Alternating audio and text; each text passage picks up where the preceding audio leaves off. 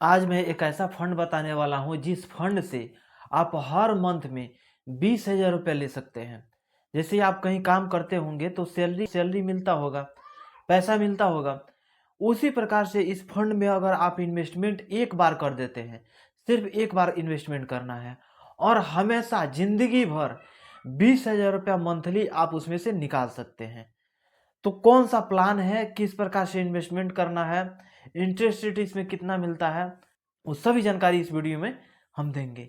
Video में आगे बढ़ने से पहले आप लोग छोटा सा रिक्वेस्ट रहेगा कि अभी तक मेरे चैनल को सब्सक्राइब नहीं किया तो सब्सक्राइब कर लीजिएगा और बेल आइकन को प्रेस कर लीजिएगा। तो आप लोग एस डब्ल्यू पी के नाम सुने होंगे।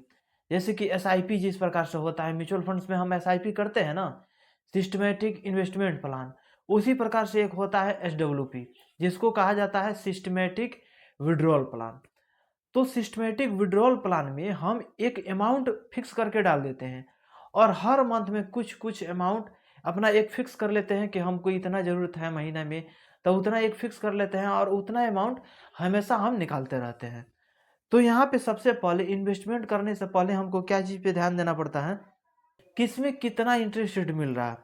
क्योंकि हमको सबसे पहले ये ध्यान देना पड़ता है इन्वेस्टमेंट करने से पहले कि ज़्यादा इंटरेस्ट रेट दे, वही फंड में हम इन्वेस्टमेंट करेंगे। तो सबसे पहले हम स्टेट बैंक में चले जाते हैं, क्योंकि स्टेट बैंक का जितने सारे फंड हैं लोग सबसे ज़्यादा भरोसा करते हैं, उसका फंड साइज भी बड़ा है और लोग विश्वास भी ज़्यादा करते हैं। क्योंकि ये जो बैंक है, बैंक ज़्यादा का टर्नओवर करता है, प्लस में इसमें लोग भी सबसे ज़्यादा इन्वेस्टमेंट करते हैं, इसका ब्रांचेज भी ज़्यादा है, तो इसलिए लोग ज़्यादा भरोसा करते हैं इस पर। तो एस के हर फंड जो है, फंड को हम देख लेते हैं कौन सा फंड कितना इंटरेस्ट रेट देता है हमको। एसबीआई पीएसबी फंड को अगर खोलते हैं तो इसमें देखते हैं डायरेक्टली कहाँ पे हम जाएंगे, तो यहाँ पे रिटर्न्स एंड रैंकिंग पे जाएंगे। तो पिछले एक साल में 53%, 3 साल में 39.3% और 5 साल में 26.1% का और ऑल टाइम में 12.6% का इंटरेस्ट रेट ये दिया है। तो पिछले एक साल में 53% का इंटरेस्ट रेट दिया है, तो ये भी ठीक है। लेकिन सबसे पहले हमको क्या चीज़ देखना जरूरी होता है, ऑल टाइम के लिए, यानी जब से ये फंड का ओपनिंग हुआ है तब से लेकर के अभी तक कितना का इंटरेस्ट रेट ये दिया है। तो 12.6% का ये इंटरेस्ट रेट दिया है। चलिए, ये 12.6% का इंटरेस्ट दिया है। अब इसको छोड़ते हैं, यहाँ पे चले आते हैं SBI long terms equity fund पे। अब इसको देखते हैं ऑल टाइम में कितना इंटरेस्ट रेट दिया है। तो रिटर्न्स एंड रैंकिंग पे फिर जाएंगे, तो यहाँ पे देखिए 17.4% का ये इंटरेस्ट रेट दिया है। पिछला कितना दिया था, 12.6 का, ये दिया है 17.4 का। चलिए एक और देख लेते हैं। हम यहाँ पे देखे थे SBI long terms equity fund को, एसबीआई स्मॉल कैप फंड को देख लेते हैं, इसमें ऑल टाइम के लिए कितना दिया है।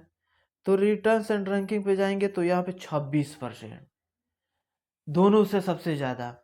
यहाँ पे जो हम लॉन्ग टर्म सिक्योरिटी फंड दिखाए हैं उससे और पीएसयू फंड, दोनों फंड से सबसे ज़्यादा लॉन्ग टर्म में, यानी ऑल टाइम के लिए इंटरेस्ट रेट दिया है, तो ये वाला दिया है 26% का ये इंटरेस्ट रेट दिया है SBI small cap fund direct growth में।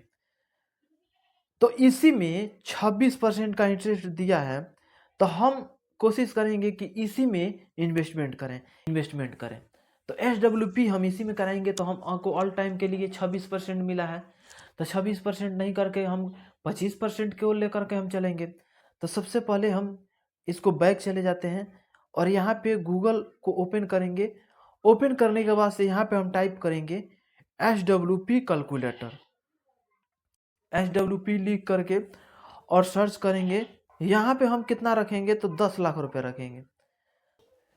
देखिए, सबसे पहले आप मत कहिएगा कि 10 लाख रुपया आएगा कहाँ से, ये आपका डिसाइड करना है कि आप कहाँ से लाइएगा, किस प्रकार से इन्वेस्टमेंट करिएगा। अगर आपके पास उतना पूंजी है, यानी 10 लाख रुपया है, तब के लिए ये बता रहा हूँ कि 10 लाख रुपया अगर आपके पास रहेगा तो पूरी जिंदगी आपका एक पीढ़ी नहीं, दूसरा पीढ़ी भी खत्म हो जाएगा, पैसा नहीं खत्म होगा, तीसरा पीढ़ी खत्म हो जाएगा, पैसा नहीं खत्म होगा। इस प्रकार से इसमें हम बताने वाले हैं। अब देखिए 10 लाख रुपया एक बार में हम इन्वेस्टमेंट कर रहे हैं। और देखिए विड्रॉल पर मंथ, यानी हम हर महीने में एक अमाउंट फिक्स करना पड़ता है कि कितना हम उस महीना में पैसा निकालेंगे। तो यहाँ पे हम कितना बताए थे कि 20,000 रुपया हर मंथ में हमको निकालना है। 20,000 रुपया हर मंथ हमको निकालना है। इंटरेस्ट रेट कहीं कितना मिला था हमको इसमें, तो 26% का इंटरेस्ट रेट दिखा रहा था।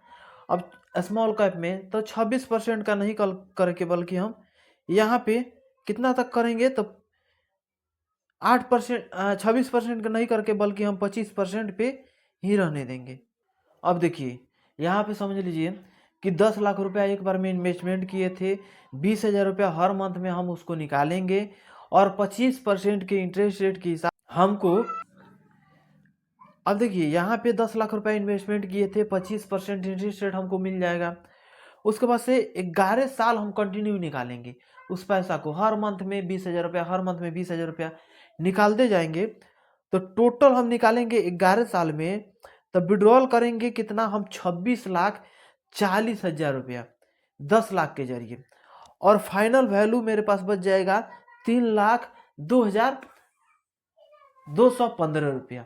अब इसमें क्या होता है ना कि कभी कभी जब शेयर मार्केट में चढ़ाव उतराव होते रहता है तो इसका डायरेक्ट असर म्यूचुअल फंड्स पे भी पड़ता है, क्योंकि जितना असर शेयर मार्केट पर पड़ता है, स्टॉक मार्केट पे, उतना असर पड़ता है म्यूचुअल फंड्स पे। तो म्यूचुअल फंड्स में अगर हमको मार्केट जो लो चल रहा है तो उस टाइम में हम क्या करेंगे कि कम विड्रॉल कर पाएंगे।